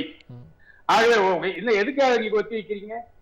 நான் கேட்கிறேன், இப்ப இந்த பஸ் எல்லாம் நிறுத்திட்டீங்களே, நான் கேட்கிறேன், கிராமத்தில் இருக்கக்கூடிய மக்களுடைய பொருளாதாரம் அந்த வாழ்வாதாரம் பாதிக்காதா சார்? விவசாயி வந்து காய்கறியை அறுத்து கொண்டு வந்து அந்த பஸ்ல ஏற்றிட்டு வந்து தானே சார் அவன் சந்தையில வந்து மார்க்கெட்டிங் பண்ணணும். இப்ப பஸ்ஸே கிடையாது, அவன் எப்படி சார் வருவான்? வேலைக்கு போறவனுக்கு பஸ்ஸே கிடையாது, அவன் எப்படி சார் வருவான்? இந்த ஆண்டு கல்வி வீணா போச்சு, பல லட்சம் மாணவர்களுடைய கல்வி வீணா போச்சு இல்லையா? இண்டஸ்ட்ரியல் தொழிற்சாலைகளுக்கு போகக்கூடியவன் வந்து என்ன பெரிய பணக்காரனா? காரில் தான் வருவானா? தொழிற்சாலைக்கு ஒர்க்கரா லேபரா ஒர்க் பண்றதுக்கு காரில் தான் வருவானா? பஸ் நிறுத்திட்டீங்களே, அவங்களுடைய வாழ்வாதாரம் பாதிக்கப்படாதா? நான் கேட்கிறேன், பஸ் நீங்க விடுங்க, ஏற்கனவே விட்டீங்களே, அந்த வகையில வந்து ஒரு பேருந்துக்கு ஒரு 30 பேர் 20 பேர் 25 பேர் என்ற வகையிலாவது நீங்க விடக்கூடாதா? ஒட்டுமொத்தமாக பஸ் நிறுத்திட்டீங்களே. இன்னைக்கு நிறுத்திட்டு ஸ்டெப் பை ஸ்டெப்பா அடுத்து என்ன பண்ண போறாங்க? அந்த போக்குவரத்து கழகத்தை தனியார்களுக்கு பிளான் போட்டு அதுக்கும் ஒரு ஜீவோ போட்டாங்க. ஆகவே என்னை பொறுத்த வரையில இவங்க என்ன சார் பண்ண போறாங்கன்னு சொன்னா, இப்பயே இந்த அதிமுகவுல குஸ்தி ஆரம்பிச்சிருக்கு சார். அது மட்டும் கிடையாது, இந்த கொரோனா வந்து இவங்க எல்லாம் தளர்த்திட்டு பஸ்ஸை ஆப்ரேட் பண்ணிட்டா, எல்லா ஊருக்கும் பஸ்ஸை விட்டுட்டா அவங்களுடைய பொருளாதார ரீதியா வாழ்வாதாரத்துல கொஞ்சம் உயர்ந்துக்குவாங்க. விவசாயிகள் தன் விளையக்கூடிய அந்த பொருளை கொண்டு வந்து சந்தையிலே கொண்டு வந்து விற்றுவிட்டு அவர்கள் பொருளாதாரத்தை ஈட்டிக் கொள்வார்கள் என்பதை எண்ணி பார்த்துதான் இவங்க என்ன நினைக்கிறாங்க, இதெல்லாம் நம்ம பண்ணக்கூடாது, இந்த கொரோனா வந்து ஊரடங்கு அப்படியே நீட்டிக்கணும். இந்த ஊரடங்கை நீட்டிக்கிட்டே போனா என்ன, எலெக்ஷன் தான் பக்கமா வந்துருச்சு, செப்டம்பர் ஒரு 5-6 மாசம் தான் இருக்கு. இந்த 5-6 மாசத்துக்கு இந்த ஊரடங்கு அப்படியே நீட்டிக்கிட்டே போனா என்ன பண்ணுவாங்கன்னா, தேர்தல் நேரத்துல தேர்தல் கமிஷனுக்கு ஒரு கடிதம் எழுதுவாங்க. கடிதம் எழுதிட்டு ஐயா வந்து மோடி காலில் போய் நீட்டி விடுவாங்க. ஐயா எப்படியாவது இந்த எலெக்ஷனை தள்ளி வைங்க, சூழ்நிலை சரியா இல்ல, திராவிட முன்னேற்ற கழகம் தான் வெற்றி பெறுன்ற ஒரு சூழ்நிலை உருவாகி இருக்கு, தளபதி தான் இந்த நாட்டினுடைய முதலமைச்சராக வருவார் என்று ஒரு சூழ்நிலை இருக்கு, ஆகவே இது எப்படியாவது தள்ளி வைங்க அப்படின்ற கேட்கக்கூடிய சூழ்நிலைக்காகத்தான் இவர்கள் இந்த ஊரடங்கையும் இதை வந்து அப்படியே நீட்டிச்சிட்டு இருக்காங்கன்னு நான் நினைக்கிறேன். நிச்சயமா உங்களுடைய நிறைவு கருத்தா நான் எடுத்துக்கிறேன். கீதா மேடம் கிட்ட எனக்கு இன்னொரு ஒரு கேள்விதான் என்னன்னா, இந்த கொரோனா ஊரடங்குனால சட்டமன்ற உறுப்பினராக நீங்க இருந்தாலும் இப்ப ஆளுங்கட்சி தரப்புல முதலமைச்சர் எல்லா ஊருக்கும் போறாரு, கூட்டம் போடுறாரு, சந்திக்கிறாரு, அதே மாதிரி அமைச்சர்களுக்கு மிகப்பெரிய ஒரு கட்டுப்பாடு இருக்கிறதா தெரியல. ஆனா சட்டமன்ற உறுப்பினராக இருந்தாலும் எதிர்கட்சியை சார்ந்தவர் அப்படிங்கிற அடிப்படையில எந்த அளவுக்கு இந்த இடத்துல கை கட்டி போடப்பட்டிருக்கு நீங்க நினைக்கிறீங்க? ஒரு கட்சி ரீதியான பணிகளை மேற்கொள்ள முடியல. அதே மாதிரி ஒருவேளை இந்த நேரத்துல திமுக ஆளுங்கட்சியாக இருந்திருந்தால் என்ன செய்திருப்பாங்க அப்படிங்கிற ஒரு விஷயங்கள் இருக்கு இல்லையா? அதுக்கு உங்களுடைய பதில நான் கேட்டு பெறேன். நிறைவான கருத்தாவும் நீங்க பதிவு செஞ்சிடலாம். இல்ல, நீங்க செங்குட்டனாச்சிட்ட கேசுற மாதிரி இந்த முடக்கத்துல அரசியல் காரணங்கள் இருக்கான்னு கேட்டீங்க. அதுதான் உண்மை. இந்த முடக்கம்னு சொல்லிட்டு எதிர்கட்சிகளை முடக்கி வச்சிருக்காங்க. முதலமைச்சர் எல்லா நிகழ்ச்சியிலையும் கலந்துக்கிறாரு, அந்தந்த அமைச்சர்கள் எல்லா கக்கு ஒரு டாய்லெட் திறக்கிறதுக்கும் போயிடுறாருங்க அமைச்சர்கள், உள்ளூர் அமைச்சர்கள் போயிடுறாங்க. அதனால இந்த முடக்கம் ஊரடங்குன்னு போட்டு எதிர்கட்சிகளை தான், குறிப்பாக திராவிட முன்னேற்ற கழக கட்சியினர் தான் அவங்க முடக்கி வச்சிருக்காங்க அப்படின்றதான் உண்மை. நம்மளை வந்து ஒரு கொரோனா தொட்டு வந்ததும் எல்லா இடம் போனாங்கல்ல, ஒன்றிணைவா, அதெல்லாம் காரணம் வந்து நம்மளை வந்து முடக்கி வைக்கிறதுக்காக தான் அதிமுகவினர் இப்படி பேசுறாங்க. எதிர்கட்சியினை முடக்கி வச்சுட்டு அவங்க நிகழ்ச்சி முதலமைச்சர்ல இருந்து எல்லாரும் அரசு நிகழ்ச்சின்னு சொல்லிட்டு ஊர் ஊரா சுத்திட்டு இருக்கிறாங்க. அவங்களுக்கு கட்டுப்பாடுன்றது இல்லை. அதனால இது வந்து எதிர்கட்சி முடக்கி வைக்கதான் இவங்க இந்த முடக்கம் போடுறாங்க. கூட்டம் கிடையாது, எந்த ஒரு பொதுக்கூட்டம் கிடையாது, ஆலய தரிசனம் ஒண்ணுமே கிடையாது.